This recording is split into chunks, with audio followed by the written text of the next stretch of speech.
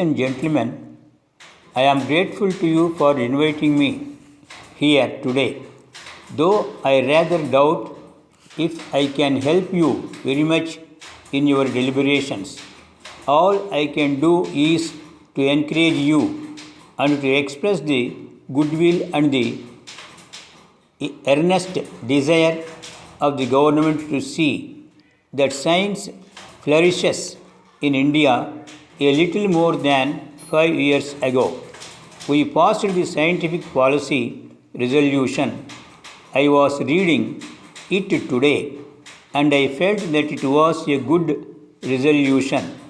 If we had to sit down to draft it today, probably it would not be very different from what we did then. The question that arises now is how far have we lived up to it? We have perhaps not implemented it as fully as many of us had hoped. I think there is a general appreciation in India of the importance of science and technology. Its importance is, no doubt, growing in our universities and special institutes. More and more students are taking to the study of technical and scientific subjects. There is one criticism that is often made about the financial resources that are made available for scientific work. I suppose true to say that we are rather slow moving in that direction and some of our work has suffered because of lack of money. I attach the greatest importance to education. Some people seem to think that useful as it is, education is not so important as putting up a factory. I might sacrifice any number of factories, but I will not sacrifice human beings and their education. Science is not merely training to do a job, but training to think in a particular way. Science is not limited to any particular nation, and any benefit that comes from it should be enjoyed by all. It is rather a common thing to say that we are in a transitional age. I think it is more true today than perhaps at any other time. What we or others do in this age, in this generation, and in the next will make a tremendous difference to the future of our country and the world. Well, we talk about the world and it is right that we should do so. Of course, we are not shaping the world. All we can do is to try to shape our own country. In doing that, we help the world too, and in trying to work along these lines, we have to keep certain ideals in view.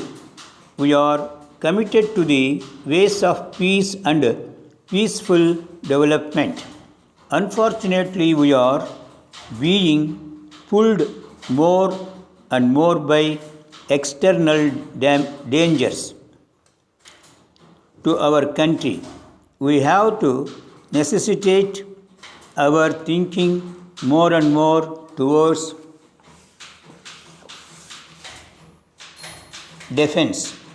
We have to do it because a country which cannot defend itself can do precious little otherwise.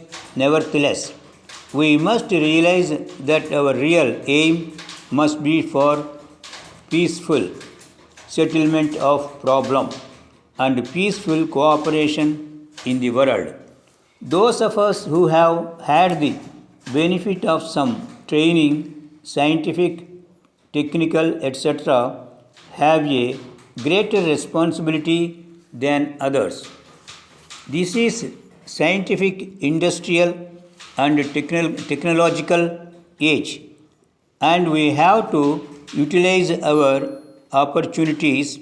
We have to give back to the country what we have received from it in the shape of training and education.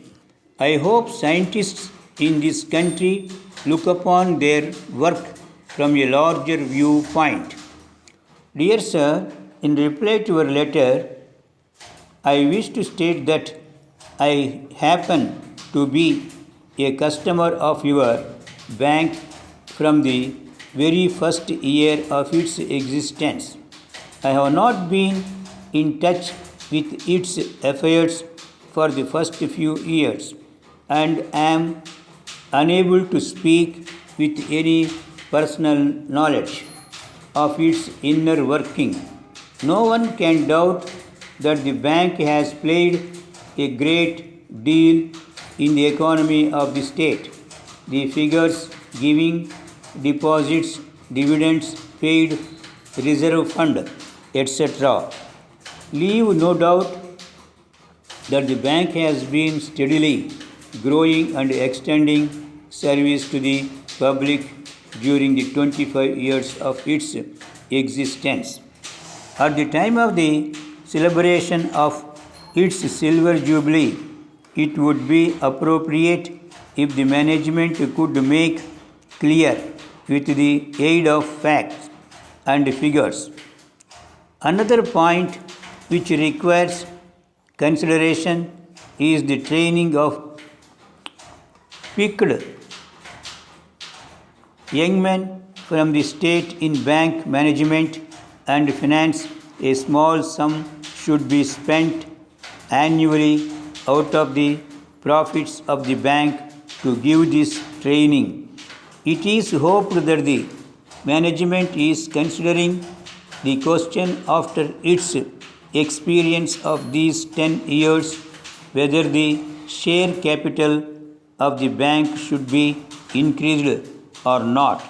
The branch banks might not be opened in presidency capitals outside the state but to take banking in the rural areas. The banking has encouraged import and export trade by supplying working capitals for industries. Thanking you, yours faithfully.